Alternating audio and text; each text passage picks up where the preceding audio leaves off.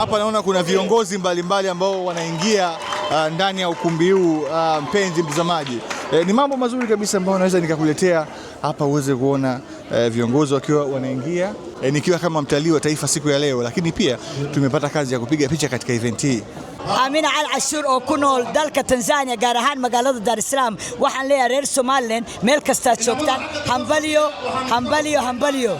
Bendera ikiwa inapepea, mpenzi mtazamaji, hii ikiwa ni uzalendo na utaifa kwanza, ukiwa unaona hapa katika ukumbi, na hao ni viongozi wetu ambao wanapepea bendera. Somaliland waa hambeena reer Galmudug waa ku faraxsanahay sanad guurada reer Somaliland hambalyo Somaliland. Somali nilichojifunza, they happy na nchi yao, yani wanaipenda sana nchi yao, wanaipenda nchi yao kuliko unavyofikiria. Tunafanya nini leo hapa? Leo tunasherehekea sikukuu ya 18 Mei. Tunajumuika na ndugu zetu walioko Somaliland. Hii ni kawaida yetu na huu ni mwaka 35 na tunategemea kutambulika duniani. Piga kelele Somaliland hano lato. Assalamu alaykum wa rahmatullahi wa barakatuh.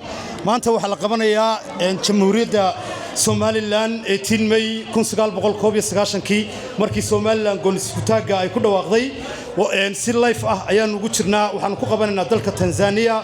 Aad iyo aad baan u salaamayaa dhammaan ka soo qaybgalayaasha marti sharafta ya food Somaliland ka timi. Siku yetu ambayo ni ya uhuru wa Somaliland kutokea mwaka 91 baada ya kuchukua uhuru wao kutoka kwenye Somalia nyingine, baada ya kukutana na misukosuko mingi ambayo ililetwa na muungano wa 1960.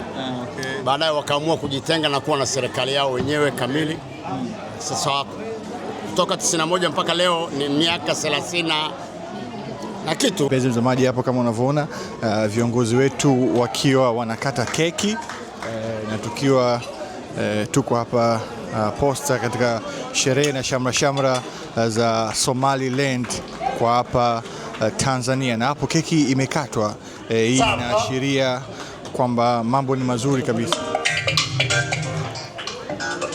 Talii wa taifa bwana, leo tuko Somaliland lakini tuko Tanzania, Posta City Garden. Kaa nami kuanzia mwanzo mpaka mwisho uweze kujifunza mambo mengi zaidi nikikuletea hapa live.